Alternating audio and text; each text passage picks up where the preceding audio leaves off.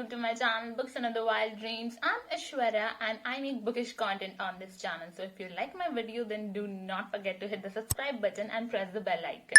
And today I will be talking about Reminders of Him by Colleen Hoover. This book had me conflicted. I would say that, I just cannot form a total opinion on the book. I would say I love this book. Don't get me wrong. I absolutely love the book. I cried also in this book, but I just felt like towards the end something was missing.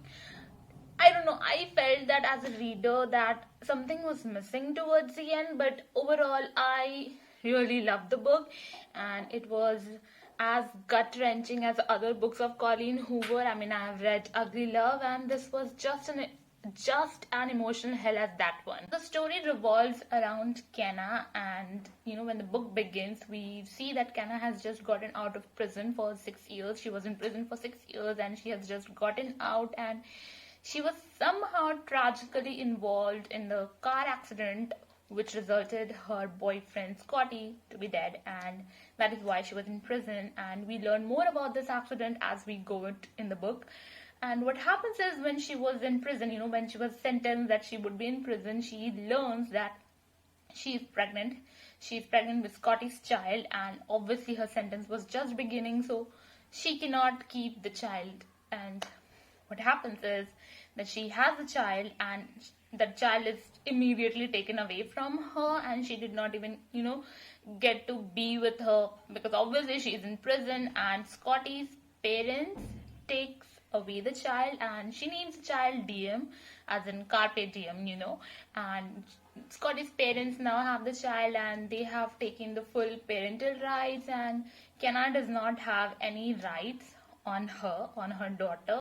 Scotty's parents are raising DM, and Kenna is very happy for that. She is very happy, relieved that someone is taking care of her daughter when she cannot, and she's very happy and she's very humble about all the fact. But when she comes out of the prison, she wants to reconnect with her daughter. She wants to meet her daughter. She never even saw her daughter. She never even took her in the arms, and yeah, she just wants to meet her daughter.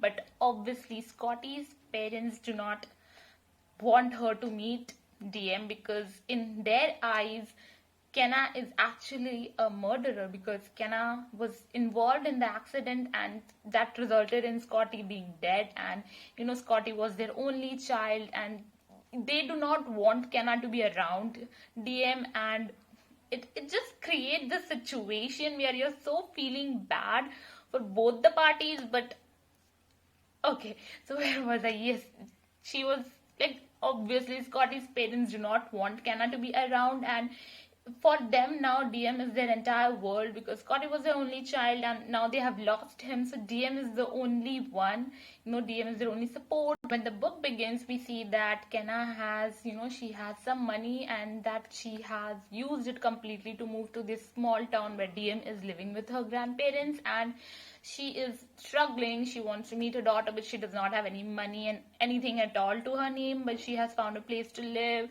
and she just cannot even find jobs also, because she has been in prison. And obviously if you were in prison, you do not get jobs easily. So she's conflicted what to do, what not to do. And when the story begins, she goes to this bar, actually, which was a bookstore where Scotty and she used to visit before everything happened, but now it has been turned into a bar. And she goes to a bar and meets this guy, and obviously there is this guy all the time, and they both of them click together, and there is attraction going on. But Kenna is still thinking that she does not want this, because her main aim right now is DM, getting to DM, meeting her, being in her life and all that. But obviously there is attraction here, and soon she realizes that this guy has a very deep connection to Scotty and DM, and she realizes this soon enough, and we also get to know. And did I tell you that this book is actually a dual point of view? One is obviously of Kenna, and the other is of this guy called Ledger, who has this deep connection with Scotty's parents, with Scotty, and with DM. This book was such an emotional roller coaster because you don't know whom to side with. Obviously, because I think that Colleen Hoover puts you in this situation where you see world as a black and white thing. But obviously there are gray sides to it. There are gray sides everywhere. Nothing is black and white.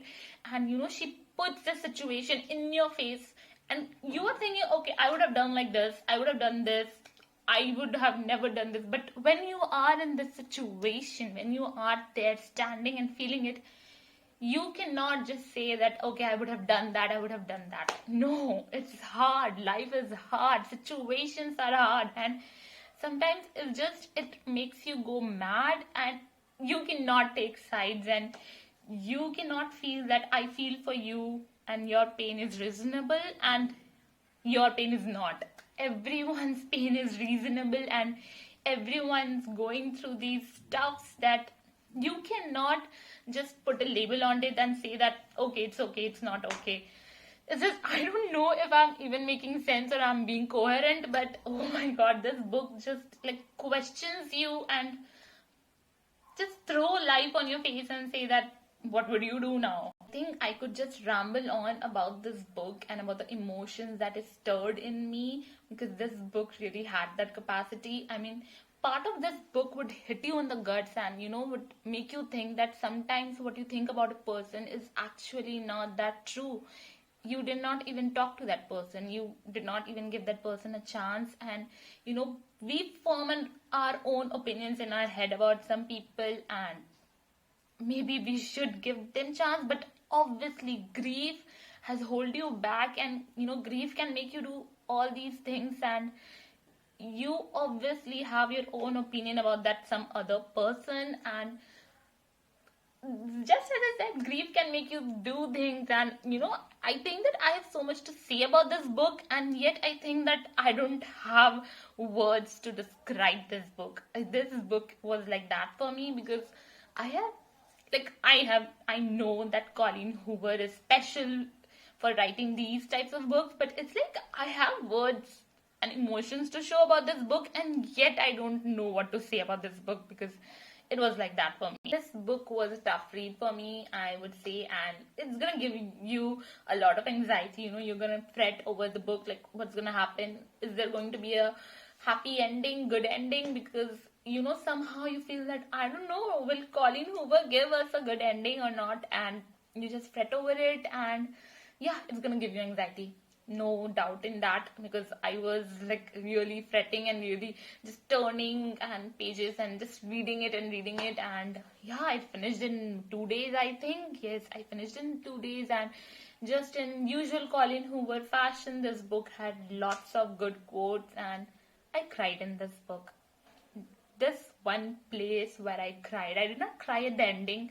I have seen most people saying that they cried at the ending. The ending was beautiful. I'm not going to say that. The ending was really beautiful. But I cried at this one place, and which I just really want to share out. And okay, I'm just going to say that it's a spoiler, but it's not that much a spoiler because I've said that she was in prison before and she did not have a child with her.